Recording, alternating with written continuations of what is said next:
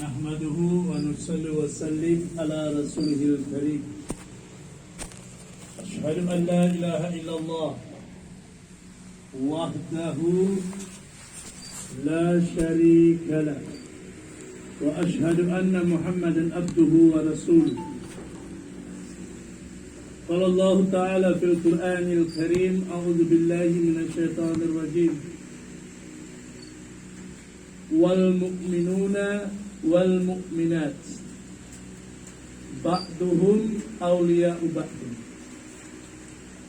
يأمرون بالمعروف وينهون عن المنكر ويقيمون الصلاة ويؤتون الزكاة ويطيعون الله ورسوله أولئك سيرحمهم الله Innallaha azizun hakim.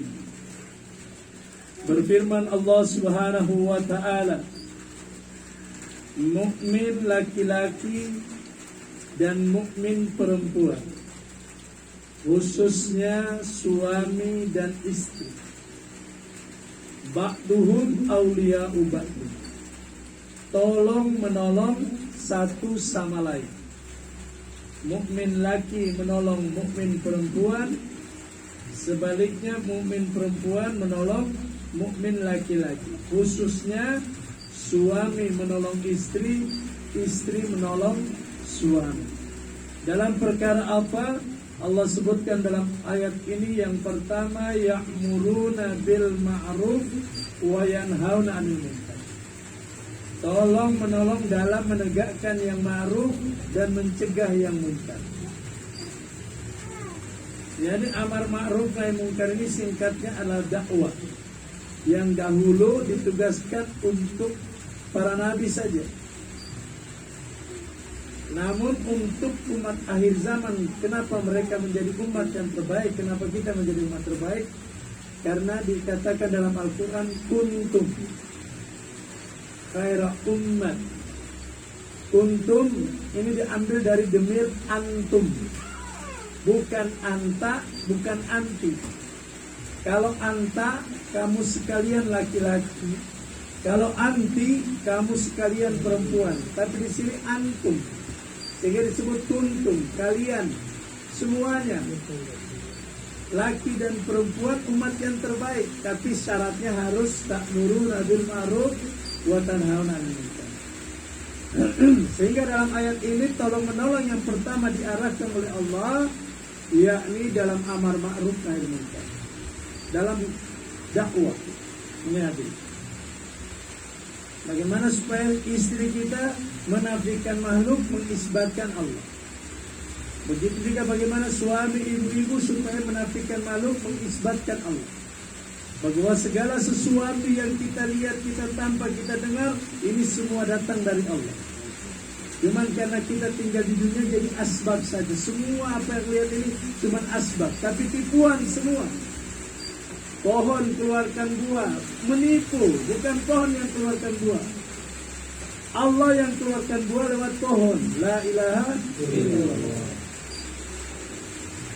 Bahkan suami, istri, keluar anak itu bukan karena perbuatan suami istri, karena Allah yang keluarkan. Kami yang menjadikan anak, kami yang mentiadakan anak. Kami yang menjadikan laki-laki, kami yang menjadikan perempuan, bukan Bapa. Tanpa Bapa juga Allah bisa menciptakan anak, sebagaimana Isa alaihissalam. Bahkan tidak ada Bapa dan Mama, Allah bisa ciptakan manusia, sebagaimana Adam dan Hawa. Cuman karena kita tinggal di dunia, dibuat asbab. Untuk dapatkan anak, kamu harus kawin dulu, gitu. Tapi jangan yakin kita yang menciptakan anak, Allah yang ciptakan. Ini kita dakwakan setiap saat. Maksud saling mendakwakan bahwa semua segala sesuatu dari Allah. Allah Khalik, Allah Malik, Allah Razik. Supaya istri, supaya suami ketika ada masalah datang sama Allah. Karena setiap hari kita itu minimal 17 kali dalam sholat fardu mengucapkan iyyaka na'budu wa iyyaka nasta'in. Engkau tempat beribadah, engkau tempat meminta. kemudian Allah datangkan masalah, larinya kemana?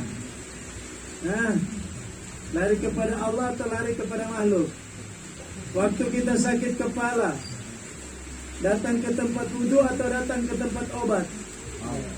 Tidak dilarang minum obat, bahkan ini perintah. Bila kamu sakit, berobat. Ini perintah. Bila kamu sakit, berobat. Tapi jangan yakin dengan obat yang menyembuhkan. Iya. Jadi kalau kita sakit langsung ke tempat obat, nanti begitu sembuh langsung kita bilang, untung ada Bodrex, kalau tidak pecah kepalaku sih. Dia yakin Bodrex menyembuhkan. Tapi kalau kita langsung ke tempat wudhu, tidak mampu sholat, minimal kita berdoa. Begitu sembuh pasti yang keluar dari lisan apa? Alhamdulillah ya Allah, Engkau telah sembuhkan kepalaku dengan obat. Jadi nafikan makhluk, isbatkan Allah. Ini kita saling dakwah satu sama lain. Bahkan mulai dari bangun tidur, langsung dakwah. Doa adalah kewajiban, dakwah adalah tugas. Terlepas kita dari kerugian kalau kita menjalankan tugas dan kewajiban. Ini hadirin. Begitu bangun tidur, orang pasti baca doa. Apa doanya? Alhamdulillahilladzi ahyana ba'dama amatana. Memuji Allah lalu meluruskan keimanan kita bahwa yang menghidupkan atau yang membangunkan kita adalah Allah, dan yang menidurkan semalam, yang mematikan kita semalam adalah Allah. Di mana dakwanya? Langsung kalau istri duluan bangun, ingatkan pada suami, Pak, bersyukur pada Allah. Pagi ini Allah masih hidupkan setelah Allah matikan tadi malam. Sebaliknya kalau suami duluan bangun, langsung katakan, Ma, bersyukur sama Allah. Pagi ini Allah masih hidupkan kita setelah Allah matikan tadi malam. Mungkin kalau pertama kali kita dakwah begini di atas ranjang, kaget istri, Pak, jangan bicara mati dulu ya, bikin takut dulu Bapak ini. Padahal dia mau tidur, Bismika Allahumma ahya wa amut. Bangun tidur, Alhamdulillahilladzi ahyana ba'da ma amatana. Begitulah dakwah. Kalau didakwakan orang takut, kaget. Kematian pasti datang. Kita akan melewati kubur, mizan, sirat dan seterusnya. Tapi kalau diceritakan, ketakutan orang. Ini hadirin. Maka kita dakwah satu sama lain. Sebab kalau kita tidak langsung dakwah pagi itu, cuma tanya, Ma, masa apa pagi ini untuk sarapan? Dia akan tuntut kita di hadapan Allah. Ya Allah, suamiku ini pada tanggal sekian, bulan sekian, tahun sekian, di atas ranjang jam sekian, dia cuma tanya tentang masak apa nih pagi, tidak kenalkan aku kepadamu. Kira-kira bagaimana, Pak? Sesungguhnya anak dan istri kamu akan menjadi musuh kamu di hadapan kami di masyarakat. Maka pagi ketemu anak langsung dakwah lagi, Nak, bersyukur kamu sama Allah, karena Allah masih hidupkan kamu ini pagi setelah Allah matikan tadi malam. Mungkin pertama anak langsung kaget, Papa memang ada tadi malam mati? Iya, kan tidur itu kata Nabi mati kecil. Nah, dakwahkan. Mau turun rumah, ingatkan sama istri, Ma, kalau ada masalah, ambil wudhu, sholat 2 rakaat, baru telepon bapak di kantor. Tidak dilarang nelpon. Tapi ajarkan sama istri, kalau ada masalah lapor dulu sama Allah, ista'inu. Karena kita tiap hari 17 kali iyyaka na'budu wa iyyaka nasta'in. Prakteknya mana? Nah, ini hadirin. Makanya kehadiran suami siang malam di rumah itu merusak iman istri dan anak. Karena segala-galanya sama bapak, Pak, babunyi sudah listrik, Pak, gas habis, Pak, semuanya.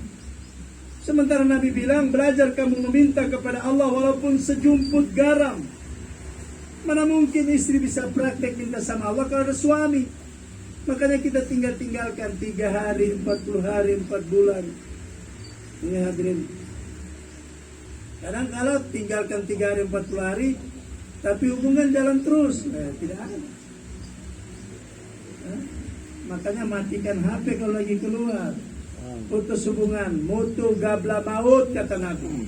Belajar mati sebelum mati. Emang ada orang mati telepon-teleponan? Bagaimana keadaan di kubur, Pak? Kan tidak ada. Ini hadir. Belajar mati sebelum mati, supaya semua orang ini larinya kepada Allah. Ini hadir. Ini yang pertama. Yang kedua, wa yuqimunas shalah.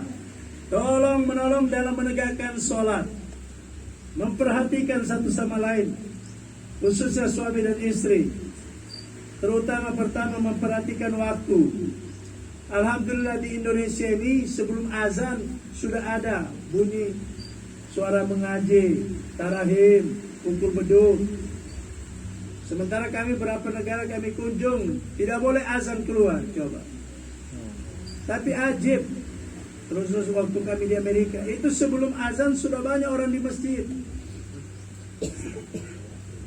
Kita sudah azan lewat belum tamat. Bahkan sudah di masjid masih main HP.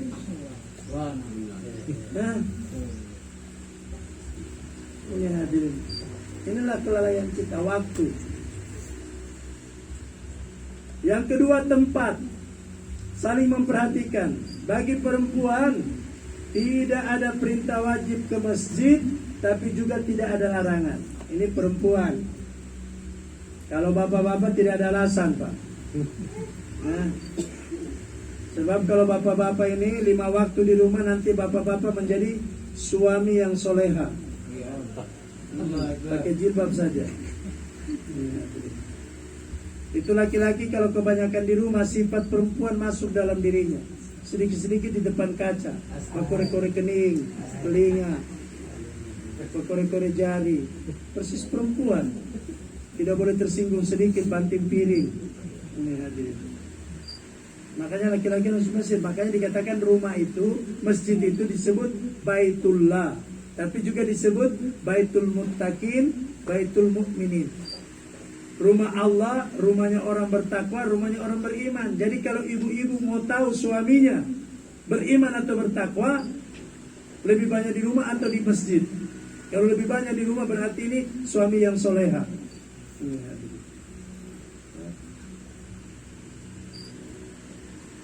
Sehingga Nabi katakan, kalau kamu menyaksikan laki-laki yang pulang pergi ke masjid sholat 5 waktu, saksikan dia bawa orang beriman. Bukan laki perempuan di rumah.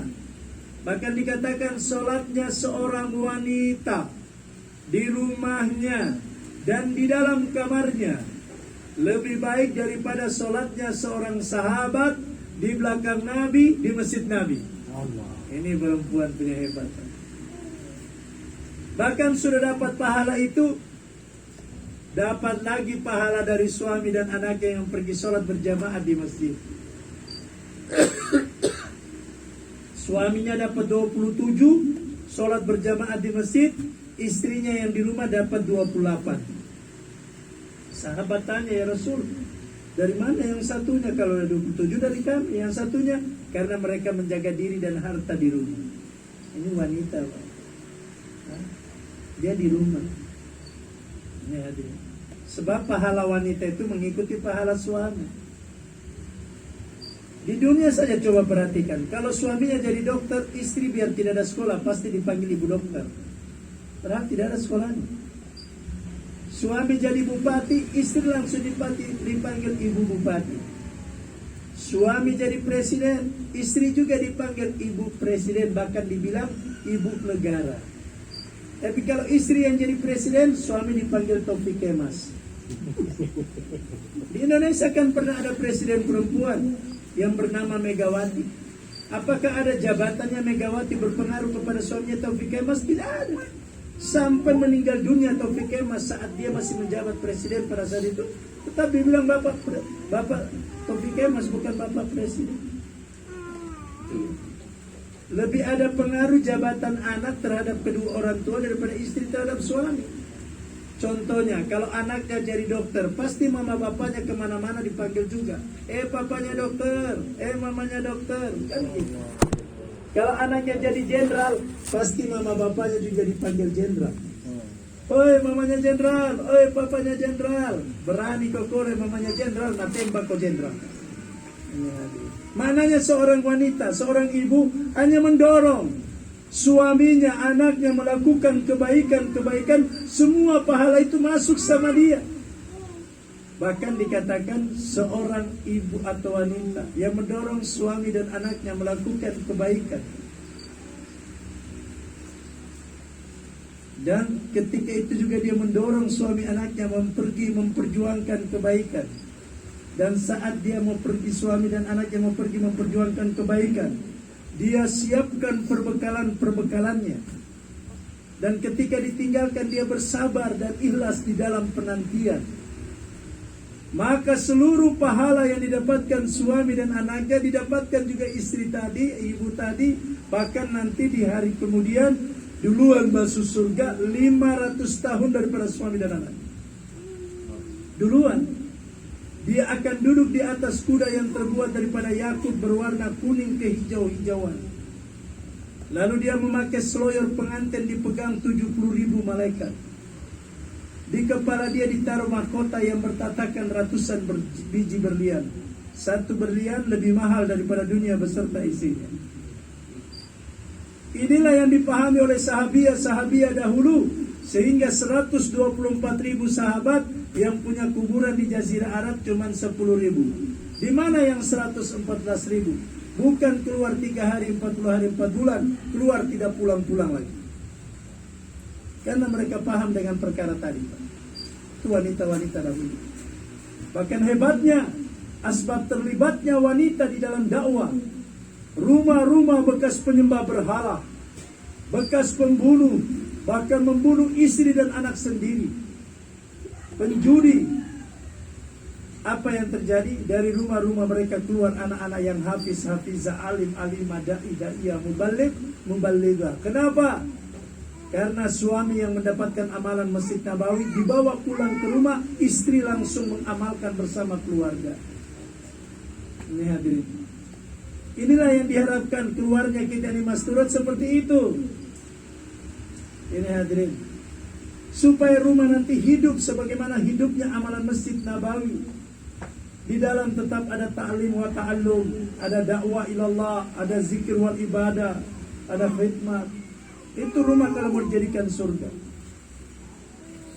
Jadi kembali lagi tadi bahwa dalam tolong dalam sholat memperhatikan tempatnya. Yang berikut tertibnya. Mulai daripada wudhunya dan seterusnya sampai arti-arti dalam bacaan sholat di rumah muzakarah bersama istri. Masalah fikih di rumah silakan, tapi kalau lagi keluar begini jangan menyentuh masalah fikih dulu. Dilarang kita. Karena nanti bisa terjadi perdebatan, apalagi bukan ahli-ahlinya yang menyampaikan. Jangan. Kita dilarang lagi keluar itu beda. Karena itu masuk infiradi amal saja. Ini adil. Kalau istri belum tahu apa-apa, tanya sama suami. Suami belum tahu, tanya sama ustaz dulu. Nanti baru sampaikan di rumah. Ini fikirnya begitu. Nah, juga lagi keluar itu tidak ada program itu yang namanya muzakarah tentang pada ilmu masail, tidak ada. Ini hadirin.